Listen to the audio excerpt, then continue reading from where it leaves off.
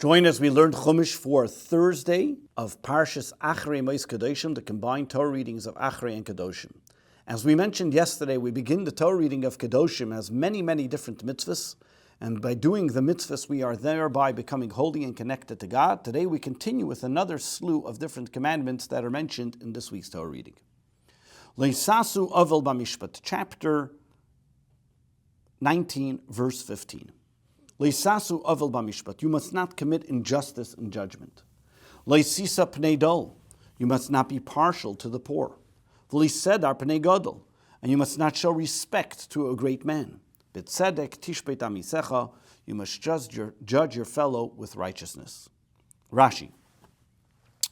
Leisasu Avel Bamishpat, Melamed, this teaches us, Sha'adayin hamekalkel asadin, that a judge who perverts justice, Kari Avel, is called disgusting or is injustice as well. It's called hateful, unjust. Not only that, he can also be called Soni, Meshuketz, Chedem, V'Sayeva. He's called unjust, hateful, loathsome, condemned for destruction. He's an abomination. Sha'avul Kari Tayeva, because the word Avil is referred to as an abomination. Shnemer, as it says, we find in the book of Deuteronomy, Kiseyevas Hashem, it's an abomination for God, Koloisi Avil, whoever does this perversion of justice. V'Tayeva, and the same this abomination, Kriya Chedem, is called something which is loathsome, v'sheketz, and disgusting, condemned. Shnemer, V'Lisavi Tayeva B'Secha, don't bring this abomination thing into your home. It'll be something which is banned and condemned. Shaket teshektenu, and something which is loathsome. Leisisa pnei dol. Why does the Torah have to add on that you shouldn't sway the case for the poor person? One shouldn't say, this guy's poor, the rich man anyways has to give charity, so what's the big deal? I'll make the poor man win the case. This way, this way you can get his money in an honorable fashion. And therefore the Torah tells us, no, we're not allowed to do that as well, because that's a perversion of justice. If you want him to give him tzedakah, that's something else, but that's not how we act in the court case. You shouldn't give respect. One shouldn't say, he's a great wealthy man, ben gedolim, he has good yichus, he comes from great lineage. How can I embarrass him that he should lose the case? And therefore I will show that he was wrong and he lost. Therefore you have to remember, you have to judge honestly no matter what happens and what the circumstances are. Judge each person with righteousness. Another explanation, as we see that the rabbis learned, and we say in Ethics of Our Father, judge every person favorably. As we know, the Alter Rebbe explains what this means, judge every person favorably. You have to judge the entirety of the person, and when you see somebody doing wrong, don't accuse and say maybe something happened, but you have to look at the entirety of the person and say this is not really who he is, and look favorably into each person and seeing who that individual is. Meaning, have he done is kala adam, judge the entirety of the person. In this case, that what this person did is one happenstance and is not who this person really is about. Verse 16, you must not go around as a gossip monger amongst your people. You must not stand idly by while your fellow Jew blood is being spilled. Ani Hashem, I am God. Rashi, what does it mean, Ani Omer, what does this word mean that you shouldn't go around being a gossip monger? I say, Rashi says, this is all the people that start arguments, gossip mongers. They go to their friends' homes, to look, to spy. To hear what kind of bad thing can I hear about this guy? What kind of gossip can I spread? To go in the market. Therefore, they're called peddlers. They're peddlers of gossip. They're peddlers of bad stuff. They go around like they spy out to be able to see what to say. And I'll prove that the word rachel comes from the word miragel, to spy. We don't find the word rechilus, that it doesn't mean that a person walks. Over here we find the word leiselech rachel, do not go rachel, do not go peddling around gossip. And then we also find the people that go peddle the going around, that they hold words of copper and metal. What does this mean? However, when it talks about other gossip, it doesn't say going. It just says don't speak the gossip. People talking and people gossiping. Therefore, why does the Torah use the terminology rachil here, which comes from the word going, comes from a different terminology, that he's going to spy out, and therefore the kaf nechlefes begimel. The word rachil can be ragil, meaning the word says rachil, don't go gossip mongering, but it also comes from the word go traveling, walking around from place to place, and because the chaf can be interchanged with a gimel. Because all the letters that come from one place, meaning the one dialect, one way of saying it from the mouth, mischalfa zubazu, can change one with another. For example, a beis can be a pei because they come from the same lips that we're pronouncing it. Gimel, bechaf, v'kuf. The gimel, the chaf, and the kuf all come from the same, from the throat, from the depth. They say ches, kuf. They're all coming from the depth of the throat, so therefore they are also interchangeable. Nun, belamed. Nun and lamed are both from the tongue. Zayin, bitzadik. Zayin and a tzadik, because they're both used by saying your teeth. V'chein, so too you have the chaf and the gimel that he's talking in our case. Therefore, vayiragel ba'avdecha, we find in Samuel when it talks about that they gossiped or they spied about your servant. He uses the terminology vayiragel rigel b'mirma. He spied connivingly, lemer alayra, to say something bad. When we're talking about Mephibosheth was talking about from Shaul. Or so too we find in Tehillim liragel al Sheni, did not have any bad words on his tongue. Again, the same idea. Roichel, so v'chein, we also find a peddler in Hebrew is called a roichel. Somebody who goes around, Seichar Menagel, goes around from place to place to see what kind of merchandise he can go sell. Acher kol schera. Kol ha'micher b'samim lishkat ben himnoshim Hashem shemachasher tamid ba'yarodis nikra reichel. So to a guy who goes around selling perfumes to women is also called a peddler. And all of these are because they're going from place to place finding clients to sell their wares to. Rashi continues, it says, V'sargumay, the Targum says, Le'seichel kurtzin, do not eat, meaning do not be part of a meal where they go around and gossip. The Kazdim, when it talks about it in the tractate of Brachas, we find the same type of terminology, but that they went, the Kazdites, that they informed Nebuchadnezzar on Chanayim B'Shol V'Zariah that they were not praying or eating the food. Ochal Be'kurtza Be'malko, or also too you find the terminology that if a person informed the king about somebody, uses the same terminology. For who Over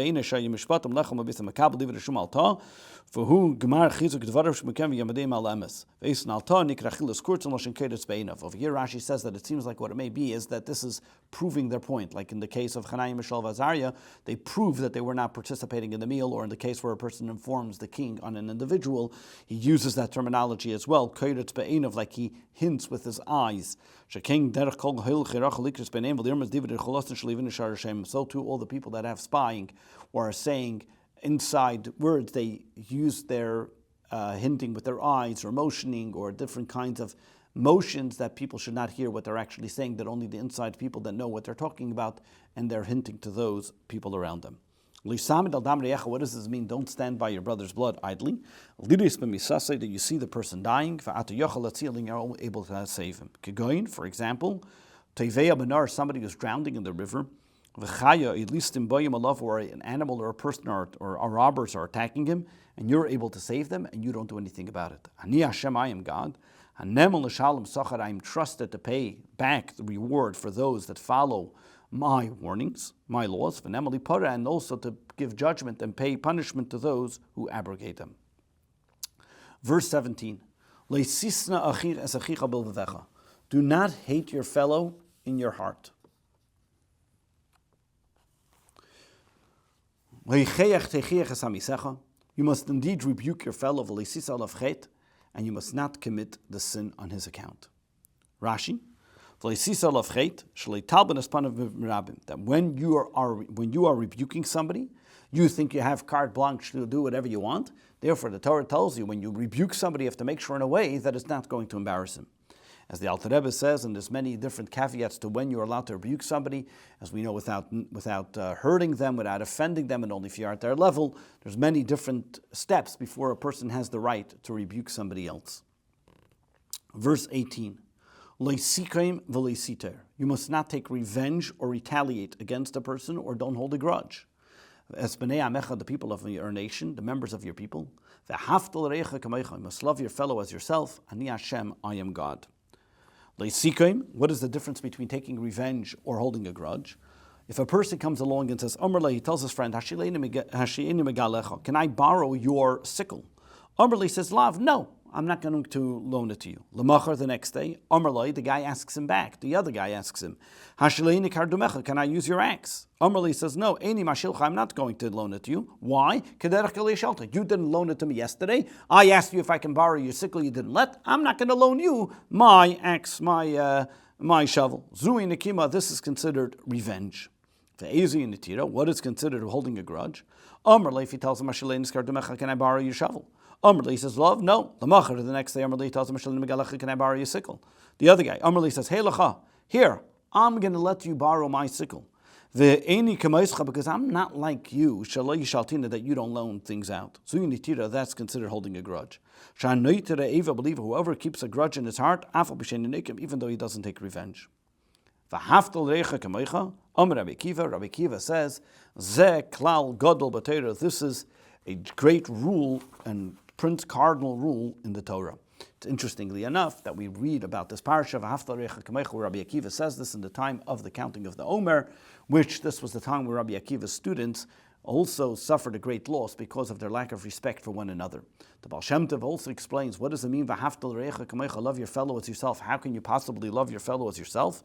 And this is telling you that the same excuses that you would make for yourself when you do something wrong, that's why it goes after judging a person, so to make those excuses for somebody else when you see them doing something wrong. Verse 19, now the Torah goes into the laws pertaining mixing species. As you must observe my rules. You must not crossbreed your livestock. You must not sow your field with a mixture of species. And a garment made of pressed and woven twisted garments you should not wear. Rashi, what does it mean, laws? Laws which are without reason. And these are some of them. Do not mix the species of the animals. These are called chukim, these are statutes. These are decrees of the king. There is no reason for them. Beged kilayim, a garment of mixed combinations. Lama nemar, why does it say this garment, a garment? Lafisha nemar, because it says because it says do not wear a garment mixed with wool and linen. Do not clothe yourself with a garment that's wool mixed with linen. And I would think that it means don't put on yourself shears of wool and rows of flax. Meaning, we're not talking about an actual garment, but just don't wrap yourself in pieces of wool and flax. Talmud Loimar, therefore the Torah tells us, beged. It has to be a garment that they're interwoven with one another. How do I know that it means actually a piece of garment that was woven one another? Talmud Loimar, therefore the verse uses the terminology shatnes. What does the word shatnes mean? Davar shushua tovi v'nuz. That means that there are three processes that go into making the clothing. They have to be woven. They have to be, first of all, spun, woven, and then made into one piece. The oimer ani, and I say nuz. The word nuz comes from the word orig, woven. Loshin davar animul v'shazor zem zevachabret. Something which is intertwined with one another when you take the material and they're locked in with one another. Chazyon legozi de isbehun, that I've seen, like we find that the Talmud uses the terminology. I've seen the lenozia. I saw these this element of this thing that they were so connected with one another. So the word noise means to connect. Well, the shein shatnis, and that's mishtir balaz, to connect and combine them together. The word shatnis, Menachem explains, which he refers to his teacher Menachem ben Sruk, who is the linguist. Mechaberes tzemer ufishtim, something that combines wool and linen together. Verse 20. V'ish ki yishkav es isha shichva zera. Now we go to the new laws, another set of laws, violating a woman who is married or a partial bondswoman. V'ish ki yishkav isha shichva zera. If a man has relations with a woman, And that woman is, and this woman is a bondwoman who has been designated for her master. Leish, vehefte le niftasa, nor was freedom been granted to her. Oichu pasa, and there has been she has been designated to be for her master's Jewish bondsman. She has not been fully redeemed. Therefore, she has not been determined of what would be with her. She has not been completely freed. That means you're still working for this person. You have to make a proper investigation. Lo yumsu, he may not be put to death. Why? Because she has not been freed completely. What does this mean? Rashi explains as follows. Necharefes liish, the word first of all, necharefes means miyuedes miyuchedes liish. She is betrothed to a man. However, it is not considered a proper betrothing yet. Rashi says, I don't have another similar interpretation in the verse. But what are we talking about here? B'shifcha kenanis, this is talking about a non-Jewish maidservant. She is partially a maidservant and partially she's freed. She's now engaged to a Jewish servant who is allowed to marry the maidservant. This is where the verse is talking about. So therefore, we're talking about an individual where she's stuck. He, so to speak, he is the Jew. This woman is half freed, half not. She is now engaged to this Jewish servant. Now, how can this happen? Is because she may have two masters. She's a partnership. One freed her, one didn't. She's redeemed or she wasn't redeemed. That means she's free, but she's not free. Generally, when we talk about free, means redeemed, means with money. Or she was let out, bishtar, with a document from only one master. The Bezdin has to go and make an investigation. She doesn't get the death penalty, because she's not free completely, so therefore she has the right to be with this guy. But at the same time, in Kedusha Gemoiden, it's not a proper betrothal. It's not proper marriage. Then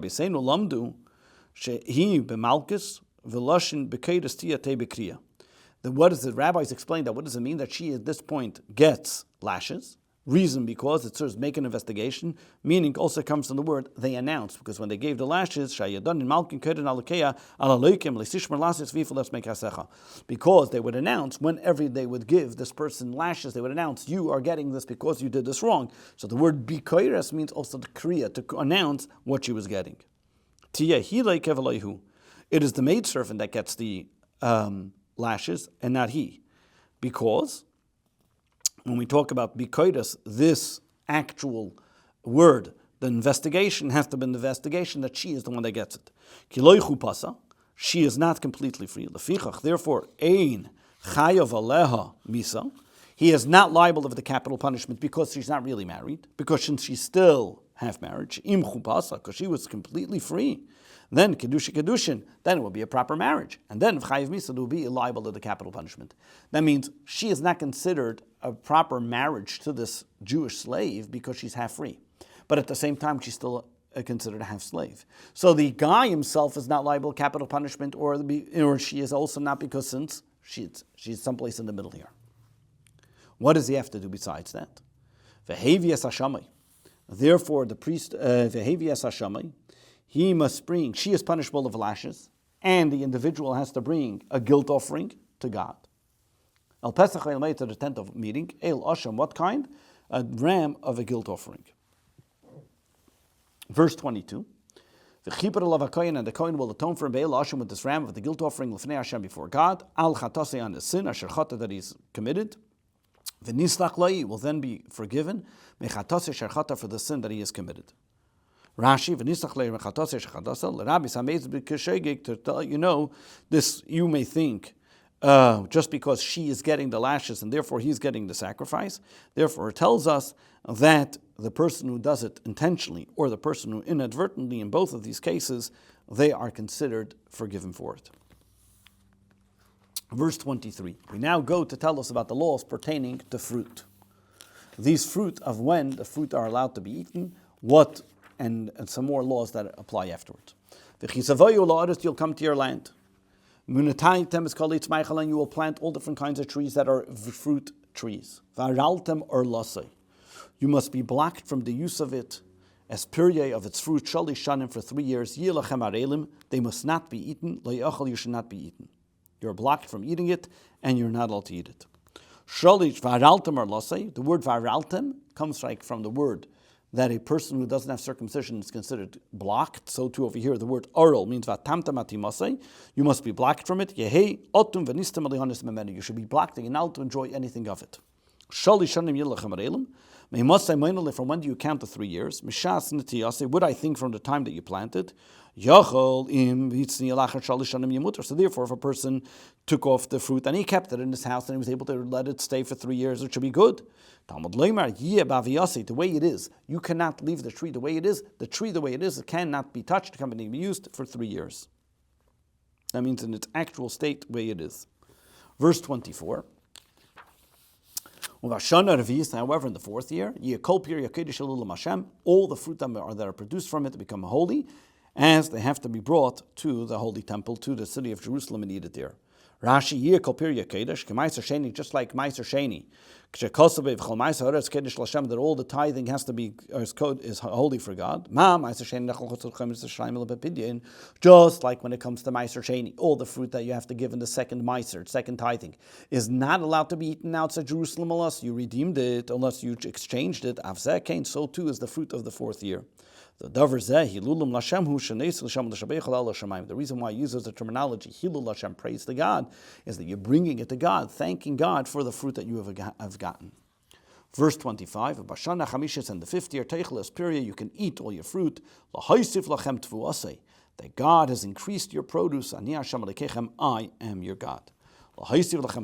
Meaning, if you follow this commandment appropriately, Tishmuru, you watch it, you'll be rewarded that you'll have plenty more because of it. In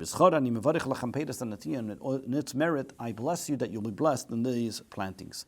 Rabbi Kiva used to say, the Torah is speaking to the evil inclination. A person shouldn't say, for 4 years I'm working with this tree for no reason. Why would I do this? Therefore God says, don't worry, it's not a pain in vain, because you will get more produce. You will get plenty of produce because of it. Ani Hashem, I am God. Ani Hashem, I am the one that guarees you, you can trust me that I keep to my promises. Verse 26. The prohibition of eating blood. Do not eat blood, do not consume blood. You must not act on the basis of omens or auspicious times. Rashi. You can read this in many different places, many different ways. In Sanhedrin, this is referring to you're not allowed to eat from the meat of holy things before actually sprinkling the blood. In other cases, it's also even eating from other animals. Do not eat it before its soul leaves. That means it has to be completely dead. Many other explanations are taken from this. What does it mean? You must not act on the basis of an omen. For example, there are people that follow based on the way a weasel acted or a bird acted. Like it was eating and his bread fell, so therefore he starts saying this means something. Or a deer runs in front of him, which all of these are omens that a person starts making predictions based on some occurrence that happened. So inenu, the word inenu comes from the word oinis v'shois. That goes according to auspicious times, like saying, "Oh, this day is good for that." This day, it's good to start to work. I started this hour, or like today they have Friday the 13th, and things of these types of natures that they start making that days are certain bad things. That's called leiseinenu. You're not allowed to make auspicious times of this type of thing. Verse 27. This is now the laws pertaining to hair cutting and shaving. You must not round off your hair of your head. And the corner of your head, meaning do not round off the corner of your head. And you must not destroy the edge of your beard. Rashi. This is somebody who rounds off the corners. Behind his ear and to his forehead. Nimtza hekef, that's called making round all around the temple here.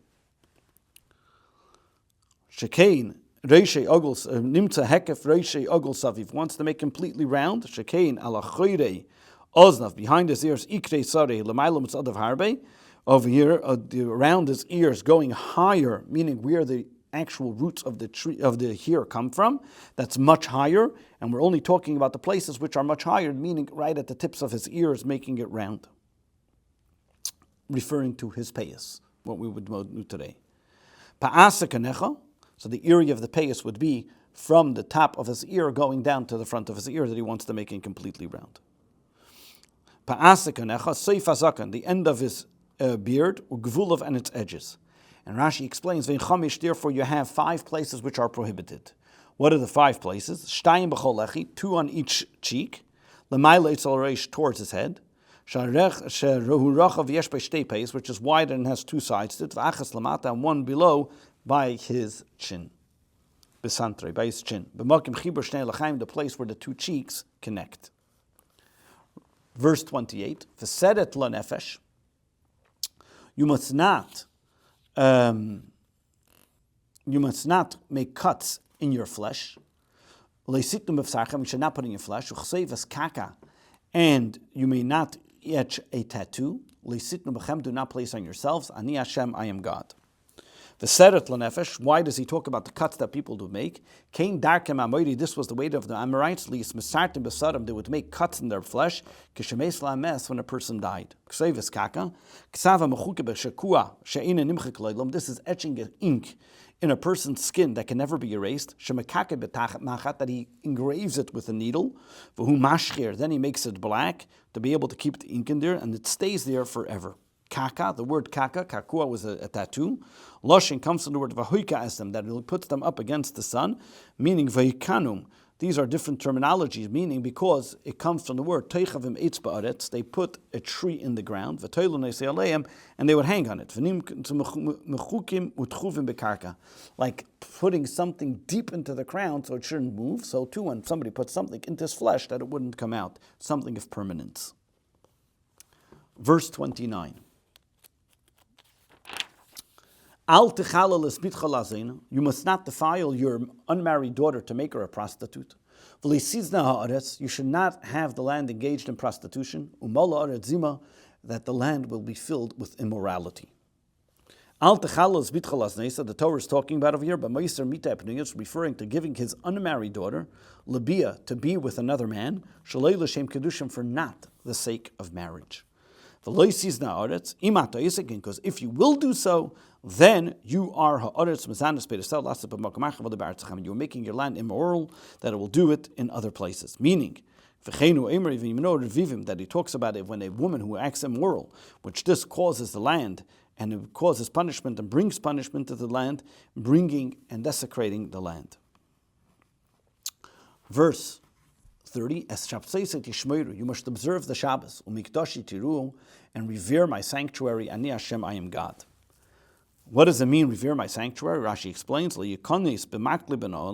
he should not walk into the holy temple with his stick and his shoes, with his money belt, and with the dust on his feet. Even though I am warning you, meaning why are these 2 mitzvahs brought together? Even though I'm telling you about the holy temple, though may be very holy to build a holy temple, but that does not desecrate the Shabbos, that does not push off the Shabbos. You're not allowed to build a holy temple on Shabbos. Verse 31. Al tifnu, this cause, now we're going to divination, and as we mentioned previously. Al tifnu ala oivis v'ala yedeinim, you must not turn to divination or to divination which is known by yidoinim. Al tevakshu l'tama, you must not seek to defile yourself by going to them and asking them about the future or whatever it may be. Ani Hashem Elokechem, I am God. Al tifnu ana oivis, what is this referring to? Azhara lebal oivi yadeini. This is a warning to the people themselves of acting in such ways of divination, of trying to say what may be, that a person because a person who acts and does it is liable of capital punishment. A person who seeks their counsel is liable of lashes, because it's a negative commandment. Bal oiv zeh pitaim. This kind of magic is called a person who tries to bring up from the dead somebody, that he tries to put like their bones under his armpit and speaks. Or the Yadayni means a person who puts his bone into his mouth, and the actual bone, so to speak, says what's going to happen through his magic. Al tavakshu. Don't try to become impure with them. Don't even involve yourself with them. Because if you involve yourself, because then you're making yourself impure, and I am disgusted by it. I am your God. Know what you're exchanging, what you're doing, who you're putting in the place of whom. Verse 32. You must rise before an elderly person. Vadarta pnei zaken. And you must respect one who's elderly. And therefore you will fear God. I am God. Why does it say two terminologies? Rise before an elderly person, and also you must respect one who's older. I would think zaken Hashamai, this is talking about even an older person who may be bad or ignorant. Talmud Leimar, therefore he says zaken. What is the word zaken? Zaken elomi shekana chachma. Zaken is a person who's acquired knowledge. Vadarta pnei zaken. What does it mean you should respect elderly person? Eze hidur layeshibim kaima. Don't sit in a place where this is the usual an elderly person's place to sit. V'yister zvarev. Don't try to contradict him. Yachal, I would think then maybe yatzi meinav, just close your eyes so you won't see him, so you won't have to respect him. Kamishalero, make as if you didn't see him.